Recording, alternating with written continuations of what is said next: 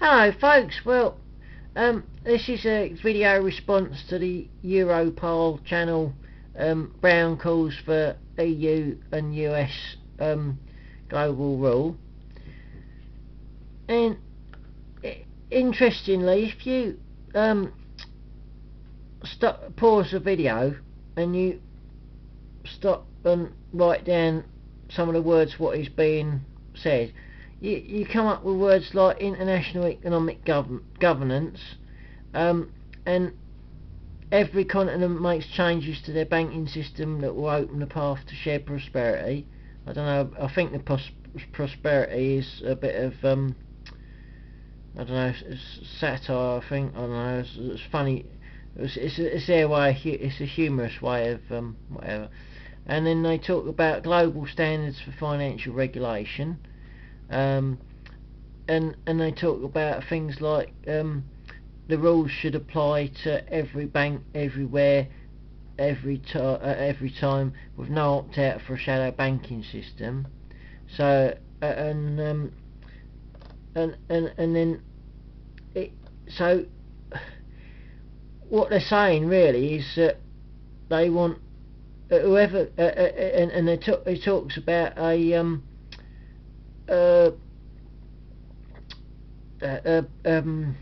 global Europe.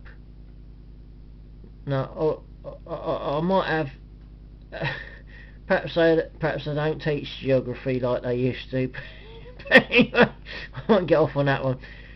But if you analyse it, because where they're talking about the IMF should have twice as much money as it's got, so it can help countries that need a bit more money, so that their industries can carry on borrowing more money.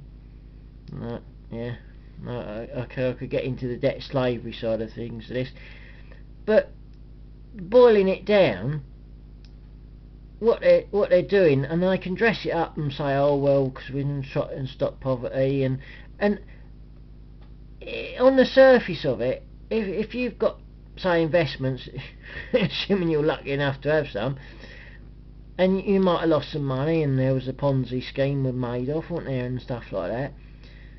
It sounds good, doesn't it? Oh, global regulation, that'll be good, so we won't have any iffy, financial systems that poor folks can lose their shirts in. And then you think, well, they're going to try and stop poverty and stuff like that, and you think, oh, that sounds good, doesn't it? Doesn't that sound good? Oh, yeah. And then you think, oh, well, they're not going to allow any offshore havens where naughty people might siphon off their millions and not pay their fair share to the government, stuff like that. So that sounds good, doesn't it? Okay, people think, oh, well, that actually sounds quite good if you look at it just on that. But that's the carrot. But what they're talking about is, because it's global financial governance, that whoever controls that International Monetary Fund, whoever controls that global financial regulator, will control the world's financial system. Because if all the banks have got everywhere on the planet have all got to follow the same rules and regulations everywhere,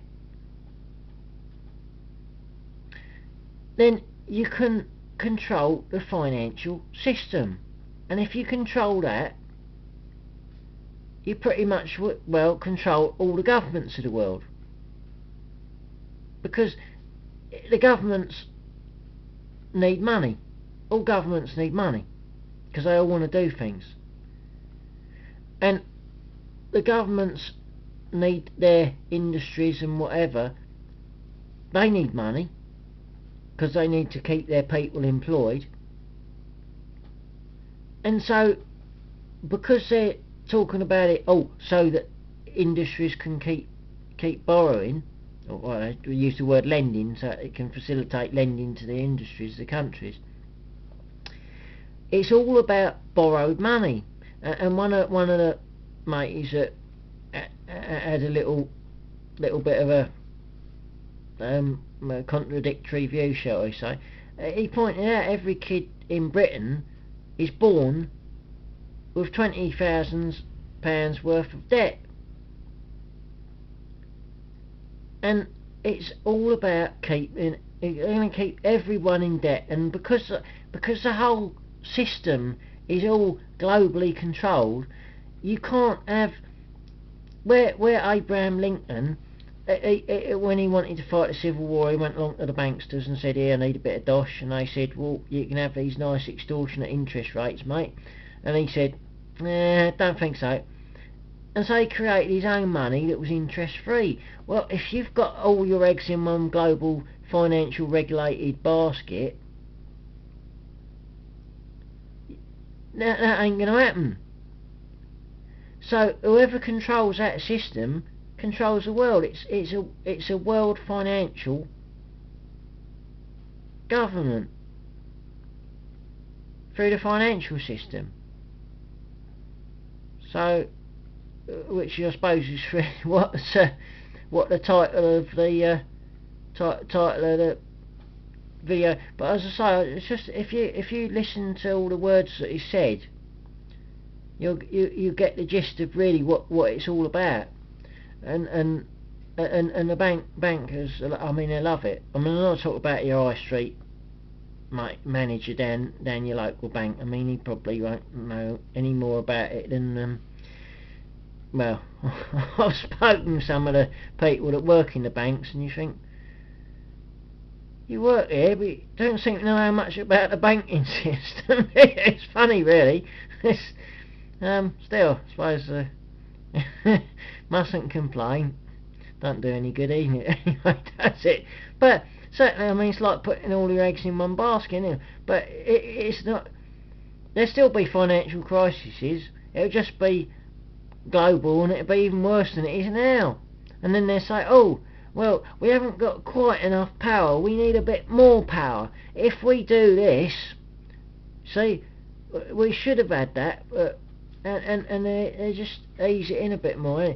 Anyway, so analyse the words, listen to them words. As I say, it's all about putting your eggs in one financial global basket. Every bank will follow the same set of rules. All the countries of the world will follow the same financial regulations. And seeing as it's been led by Europe and the International Monetary Fund and all that, it's going to be a world global governance via the purse strings. So anyway, it's my little analysis of it. Cheers for now.